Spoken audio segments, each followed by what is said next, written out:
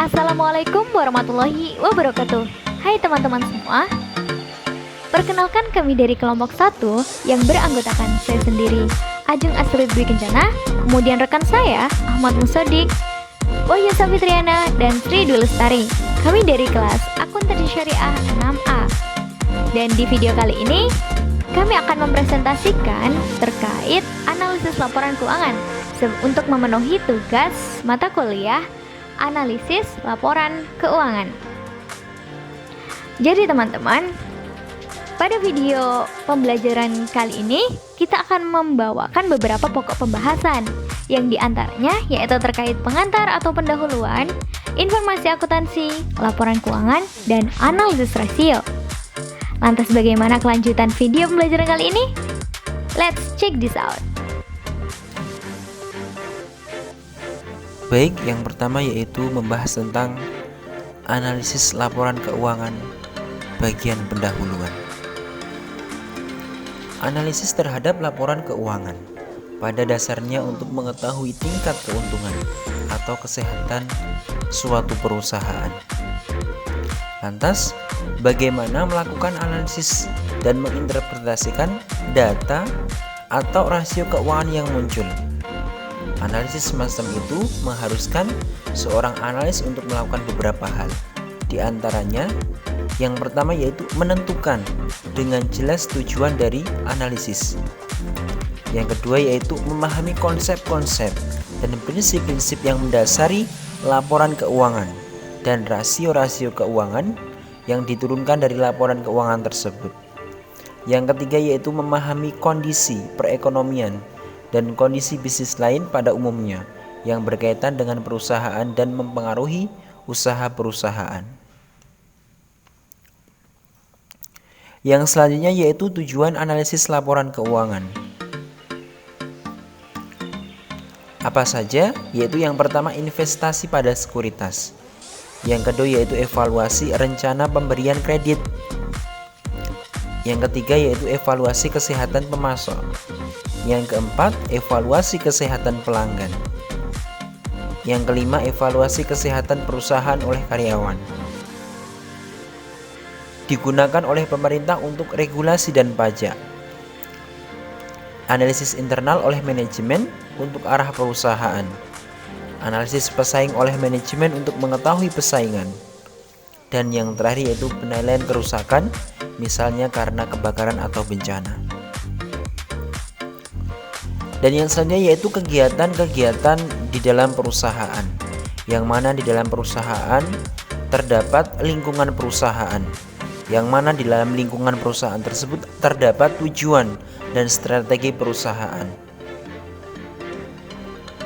yang mana itu berkaitan dengan investasi dan pendanaan, sehingganya di situ tercapai operasi perusahaan yang baik sesuai dengan tujuan dari perusahaan tersebut. Lingkungan perusahaan. Lingkungan eksternal perusahaan dapat dibagi menjadi lingkungan makro dan lingkungan industri di mana perusahaan beroperasi. Faktor dalam lingkungan makro adalah kondisi perekonomian, GNP, inflasi, tingkat bunga, dan pengangguran, serta kebijakan pemerintah. Sedangkan faktor dalam industri terdiri dari persaing, teknologi, kekuatan, tawar-menawar dengan pemasok dan konsumen. Yang kedua yaitu lingkungan internal manajemen perusahaan, yaitu karyawan perusahaan dan reputasi perusahaan. Yang selanjutnya yaitu tujuan dan strategi perusahaan. Tujuan perusahaan adalah target atau hasil akhir yang ingin dicapai, di mana seluruh kegiatan perusahaan diarahkan untuk mencapai target tersebut. Strategi. Strategi adalah cara untuk mencapai tujuan yang telah ditentukan. Jenis strategi adalah diferensiasi biaya yang rendah. Yang selanjutnya yaitu kegiatan investasi dan pendanaan. Investasi perusahaan tampak pada aktivanya Investasi tersebut memerlukan pendanaan yang dapat berasal dari pemegang saham, kreditur, supplier, karyawan, ataupun pemerintah. Pinjaman jangka panjang lazimnya digunakan untuk membiayai investasi jangka panjang.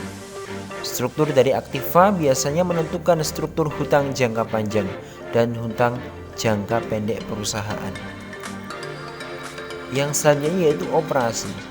Operasi adalah kegiatan investasi dan pendanaan merupakan dasar untuk melakukan kegiatan operasi di dalam suatu perusahaan. Melalui kegiatan operasi ini, maka perusahaan dapat mencapai tujuan pokoknya, yaitu meningkatkan nilai perusahaan. Kegiatan meningkatkan nilai perusahaan ini selain bermanfaat bagi pemegang saham, juga bermanfaat bagi para pemangku kepentingan yang lainnya.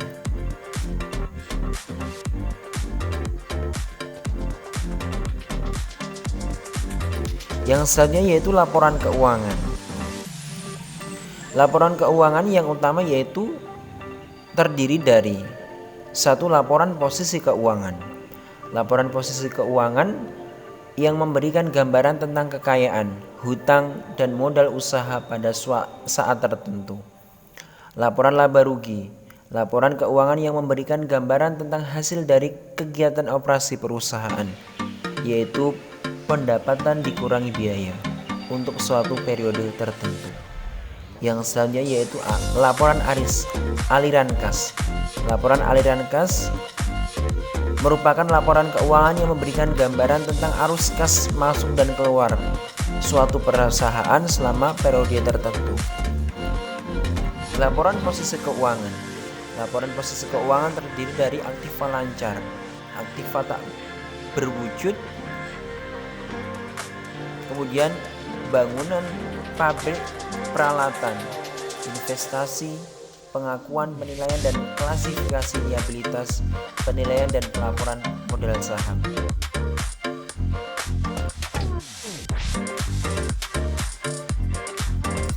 Yang selanjutnya yaitu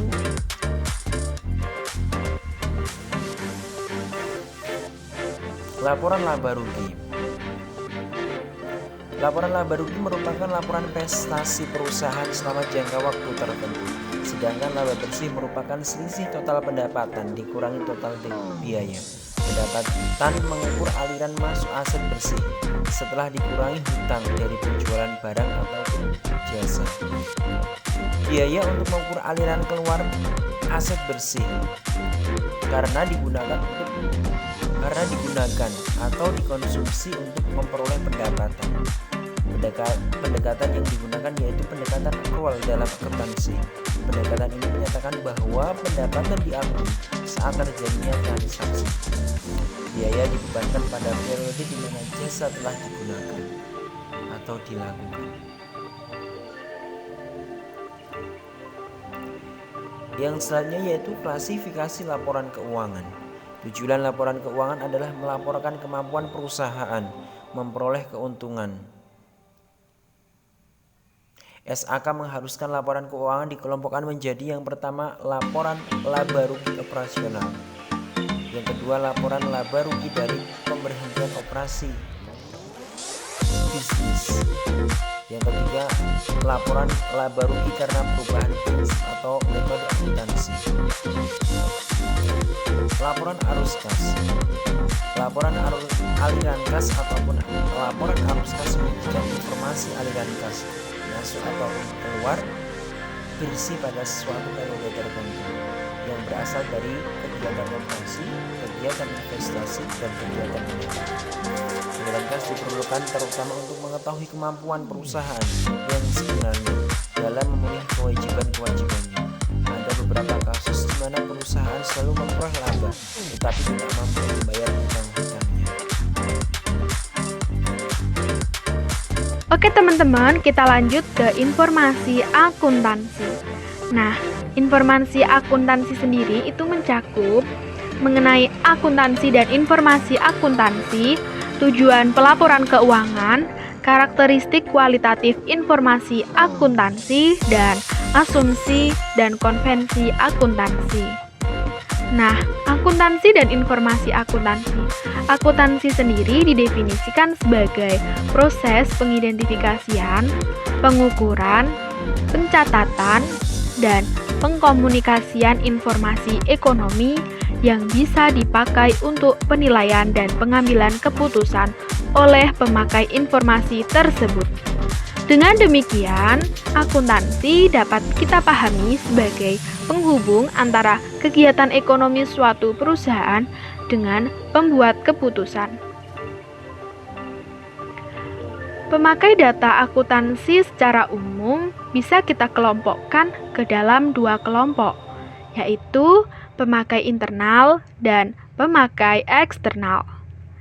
Nah, sedangkan cabang akuntansi ada dua, yaitu akuntansi keuangan dan akuntansi manajemen. Kita lanjut ke tujuan pelaporan keuangan. Nah, tujuan pelaporan keuangan sebagai informasi yang bermanfaat untuk pengambilan keputusan. Sebagai informasi yang bermanfaat untuk memperkirakan aliran kas untuk pemakai eksternal. Sebagai informasi yang bermanfaat untuk memperkirakan aliran kas perusahaan. Sebagai informasi mengenai sumber daya ekonomi dan klaim terhadap sumber daya tersebut. Sebagai informasi mengenai pendapatan dan komponen-komponen. Sebagai informasi aliran kas. Yang terakhir, sebagai laporan aliran kas yang disajikan melalui laporan analisis aliran kas. Baik, kita lanjutkan ke karakteristik kualitatif informasi akuntansi. Yang pertama yaitu dapat dipahami.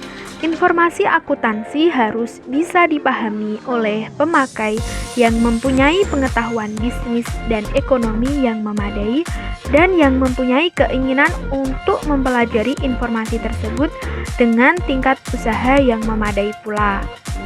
Kemudian bermanfaat untuk pengambilan keputusan, di mana bermanfaat untuk pengambilan keputusan merupakan karakteristik kualitatif keseluruhan yang digunakan untuk mempertimbangkan kualitas informasi akuntansi. Relevan. Suatu informasi bisa dikatakan relevan apabila adanya informasi tersebut bisa membuat perbedaan keputusan yang diambil. Nilai prediksi dan umpan balik. Informasi akuntansi mempunyai nilai prediksi apabila informasi tersebut bisa dipakai untuk memprediksi lebih akurat berdasarkan informasi masa lalu dan saat sekarang. Tepat waktu. Tepat waktu bisa diartikan sebagai ketersediaan informasi ke pembuat keputusan sebelum informasi tersebut kehilangan kepastian untuk mempengaruhi keputusan. Reliabilitas. Informasi yang reliable bebas dari bias-bias tertentu dan bisa mencerminkan apa yang akan diukur atau representatif. Bisa diverifikasi. Bisa diverifikasi sering juga disebut sebagai objektif. Informasi bisa diverifikasi apabila pengukur, misal akuntan, bisa sampai pada kesimpulan bahwa metode yang dipilih bersih dari bias-bias tertentu. Dan dengan demikian metode tersebut bisa dipublikasi. Representatif. Representatif merupakan keterkaitan antara pengukuran dan apa yang diukur. Istilah lain yang sering digunakan yang mempunyai arti sama dengan representatif adalah valid. Kenetralan. Informasi akuntansi akan netral apabila bebas dari bias-bias tertentu yang akan mempengaruhi hasil ke arah yang tertentu. Konsistensi dan bisa diperbandingkan. Karakteristik kualitatif tambahan dari informasi akuntansi adalah bisa diperbandingkan dan konsisten. Batasan terhadap hierarki informasi. Sama seperti halnya komoditi ekonomi lainnya. Keputusan yang berkaitan dengan komoditi tersebut harus dilandasi prinsip manfaat biaya. Material. Informasi akuntansi dikatakan material apabila ketiadaan informasi tersebut atau penyampaian yang salah akan mempengaruhi pertimbangan seseorang pengambil keputusan. Kemudian ada asumsi dan konvensi dalam akuntansi. Ada beberapa asumsi dan konvensi dalam akuntansi yang mempunyai pengaruh terhadap perkembangan akuntansi. Berikut ini beberapa asumsi dan konvensi dalam akuntansi tersebut. Yang pertama yaitu kesatuan. Kebanyakan kegiatan ekonomi dan bisnis dilakukan oleh perusahaan yang merupakan kesatuan ekonomi tersendiri. Kesatuan ekonomi ini mencakup mulai dari yang berukuran kecil sampai dengan yang berukuran besar. Kontinuitas atau kesinambungan. Asumsi kontinuitas sering juga disebut dengan asumsi going concern assumption. Asumsi ini mengatakan bahwa perusahaan akan tetap beroperasi pada masa mendatang kecuali terdapat bukti-bukti lain yang bertentangan dengan asumsi tersebut. Kemudian ada periode waktu. Nah, untuk menentukan prestasi perusahaan yang lebih akurat, diperlukan adanya pembatasan waktu. Kemudian ada unit moneter. Unit moneter dipakai sebagai unit transaksi dalam laporan keuangan. Unit moneter ini mengikuti unit moneter nasional di mana perusahaan tersebut beroperasi. Lalu, realisasi dan pengakuan. Realisasi berarti proses perubahan dari sumber daya non-kas menjadi kas atau hak untuk menjadi kas. Kemudian, mempertemukan pendapatan dengan biaya dan pendekatan akrual. Pendekatan akrual bisa diartikan sebagai proses mempertemukan transaksi, kejadian, dan kondisi yang mempunyai konsekuensi kas ke periode di mana hal-hal tersebut muncul. Bukannya pada periode di mana kas diterima atau dikeluarkan. Kemudian ada konservatisme. Konservatisme akuntansi menyatakan bahwa apabila ada beberapa alternatif akuntansi, maka alternatif yang seharusnya dipilih adalah alternatif yang paling kecil kemungkinannya untuk melaporkan aset atau pendapatan lebih besar dari yang seharusnya. Selanjutnya yang kita bahas adalah laporan keuangan. Laporan keuangan yang akan kami sampaikan yang pertama mengenai pengertian, tujuan, fungsi, sifat, karakteristik, dan jenis laporan keuangan. Yang pertama, pengertian laporan keuangan. Pengertian laporan keuangan menurut para ahli. Yang pertama, Ikatan Akuntan Indonesia yang berpendapat bahwa financial statement merupakan rangkaian yang menunjukkan posisi keuangan serta kinerja keuangan dalam suatu entitas. Yang kedua, menurut Kashmir, financial statement merupakan suatu laporan yang menggambarkan kondisi keuangan perusahaan pada saat ini atau periode selanjutnya. Jadi, dapat disimpulkan bahwa laporan keuangan adalah laporan yang berisi informasi yang diperlukan oleh para pengguna guna mengevaluasi serta membandingkan dampak dari kebijakan ekonomi yang sebelumnya sudah dipakai. Selanjutnya, laporan keuangan sangat dibutuhkan untuk meramal serta menilai apakah di masa sekarang dan akan datang perusahaan akan mampu mendatangkan keuntungan yang sama atau bahkan lebih. Yang ketiga, informasi perubahan kedudukan keuangan juga bermanfaat dalam menilai kegiatan investasi, pendanaan, serta operasi perusahaan dalam periode tertentu. Yang kedua, tujuan laporan keuangan.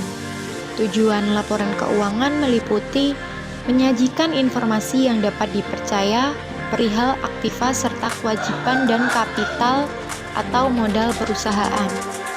Kedua, menyajikan laporan yang dapat dipercaya mengenai perubahan aktiva neto perusahaan yang timbul akibat adanya aktivitas usaha untuk mendapatkan laba. Yang ketiga, menyajikan suatu informasi pada pengguna laporan guna memperkirakan potensi keuntungan dari perusahaan. Yang keempat, menyajikan suatu informasi penting lainnya yang meliputi kegiatan pendanaan investasi. Yang kelima, menyajikan informasi lebih dalam pada pemakai laporan yang masih ada hubungannya dengan keuangan. Contohnya, mengenai kebijakan keuangan yang dianut oleh perusahaan. Yang ketiga, fungsi laporan keuangan. Fungsi laporan keuangan meliputi sebagai media review, sebagai pedoman membuat keputusan, membantu menciptakan strategi baru, dan meningkatkan kredibilitas perusahaan. Yang keempat, sifat laporan keuangan. Menurut gagasan dari Kashmir, dalam penerapannya sifat laporan keuangan itu ada dua, bersifat historis dan bersifat menyeluruh. Maksud dari bersifat historis itu, laporan keuangan dibikin dan disusun dari data masa lalu. Contohnya financial statement yang dirancang berdasarkan data 1 atau 2 atau beberapa tahun ke belakang. Seperti itu. Yang kedua, bersifat menyeluruh. Artinya, laporan keuangan disusun sesuai dengan standar yang sudah ditetapkan serta dibuat selengkap mungkin. Yang kelima, karakteristik laporan keuangan. Karakteristik laporan keuangan meliputi relevan, andal, dapat dibandingkan, dan dapat dipahami.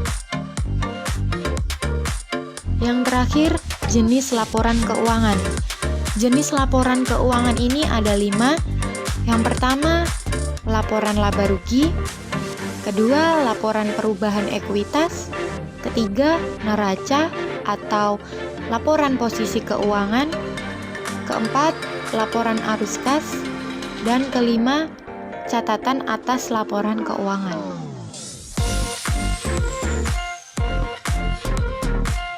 Oke, kali ini saya akan menjelaskan terkait analisis rasio.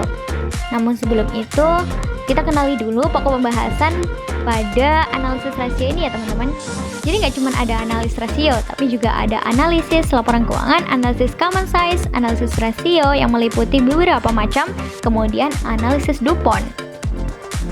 Nah, analisis laporan keuangan itu yang perlu teman-teman perhatikan adalah yang pertama, identifikasi adanya tren-tren tertentu. Jadi saat kita menganalisis laporan itu, kita harus mengidentifikasi adanya tren-tren tertentu.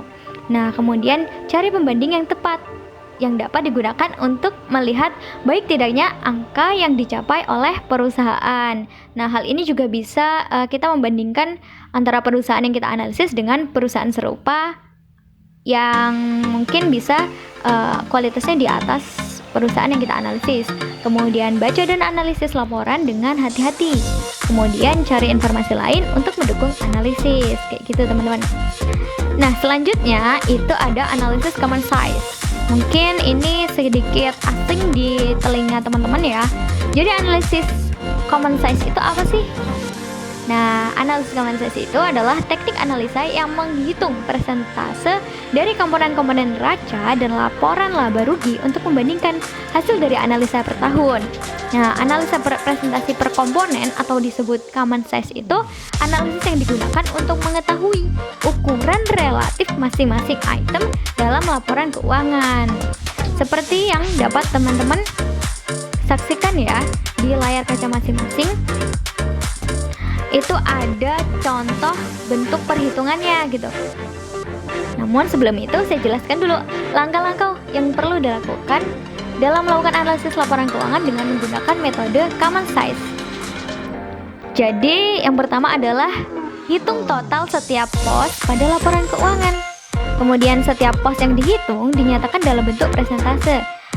Dan untuk menghitung komposisi pada masing-masing pos itu digunakan rumus, yakni jumlah masing-masing pos kemudian dibagi total dari masing-masing pos dikali 100%.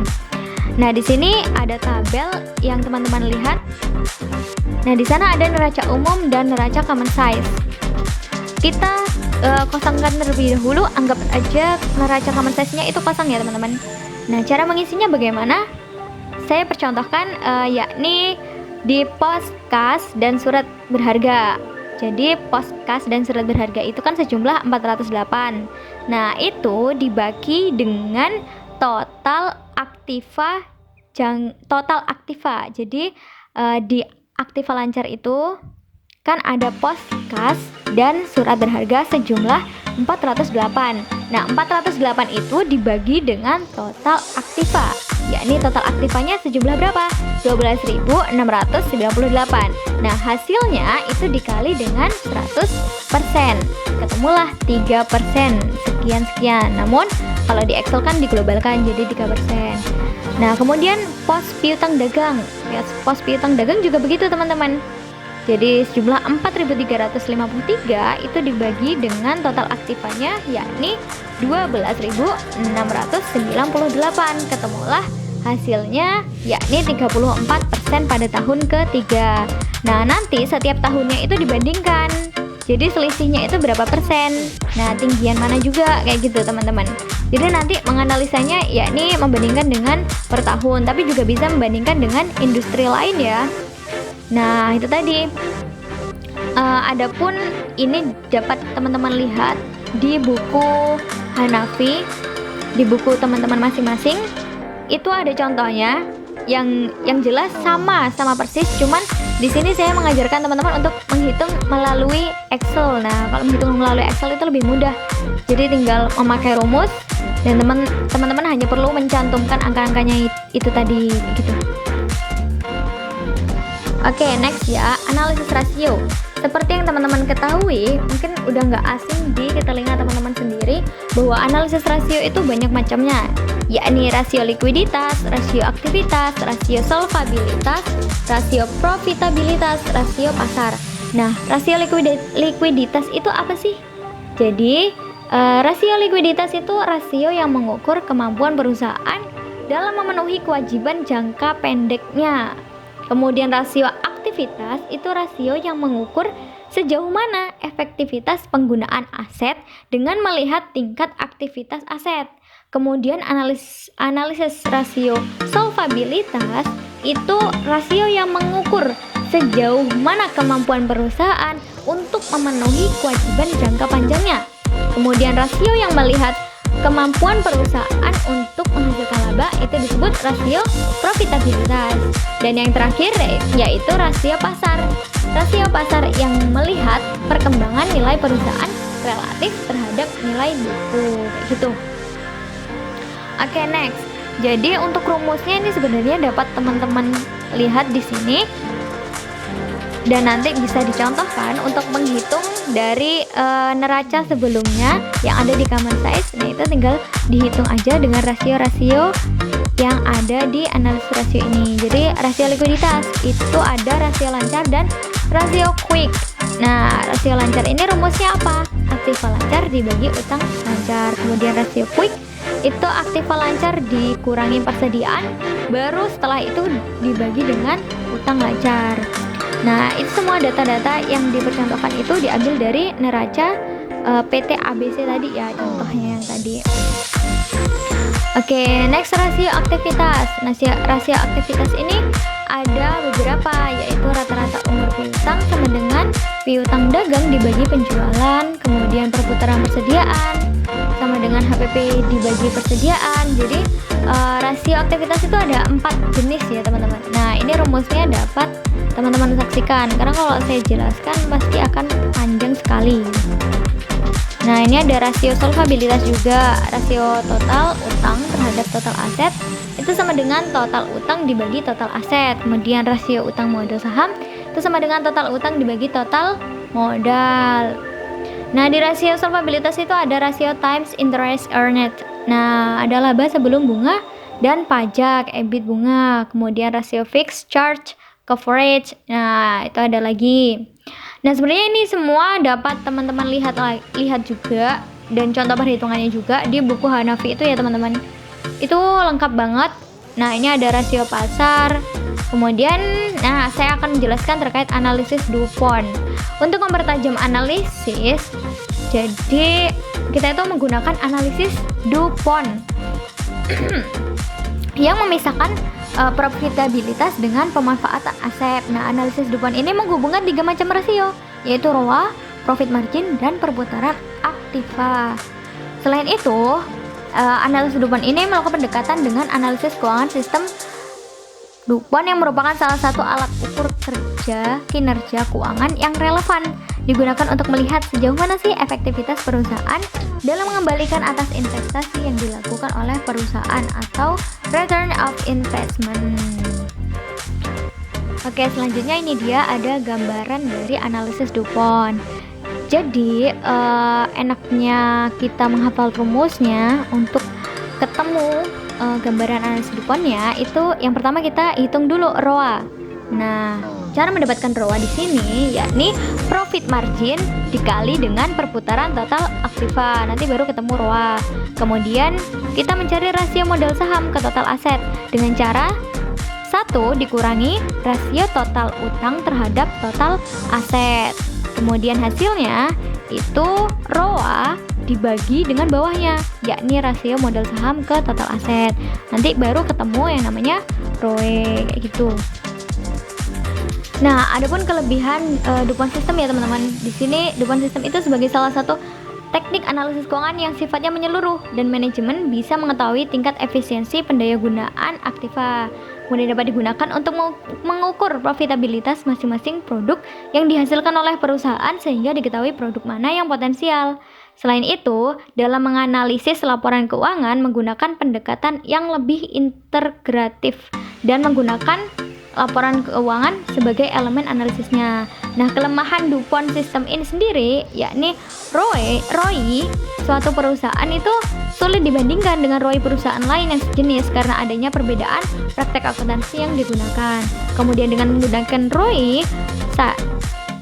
menggunakan ROI saja itu tidak bisa digunakan untuk mengadakan perbandingan antara dua permasalahan atau lebih dengan mendapatkan kesimpulan yang memuaskan. Nah, keterbatasan dari analisis laporan semuanya itu yakni metode akrual dan kas itu barangkali tidak menghasilkan informasi yang sama karena kan metodenya beda ya teman-teman. Nah, terus dua perusahaan dengan kondisi yang sama itu tidak bisa memberikan informasi jadi dua perusahaan dengan kondisi yang sama kan kita bisa membandingkan kan ya, tapi ternyata hal itu tuh dapat memberikan informasi yang berbeda terkadang tuh karena perbedaan metode akuntansinya. Selain itu, sesudah tanggal neraca, kas barangkali dipakai untuk melunasi utang jangka panjang dan kondisi likuiditas jangka pendek kembali ke asalnya yang tidak begitu bagus. Nah, selain itu banyak perusahaan yang mempunyai beberapa divisi.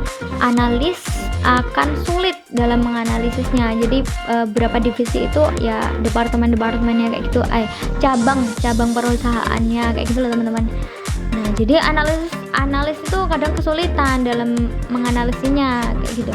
Terus adanya inflasi dan deflasi yang mempengaruhi laporan keuangan. Nah, ini dia beberapa referensi dari presentasi kita kali ini. Demikian itu tadi video presentasi yang dapat kami sajikan. Bagaimana menurut kalian? Like and comment video kali ini jika kalian suka. Kurang dan lebihnya mohon maaf, semoga bermanfaat. Wabillahi taufiq wal hidayah, waridho wal inayah. Wassalamualaikum warahmatullahi wabarakatuh. Jangan lupa subscribe.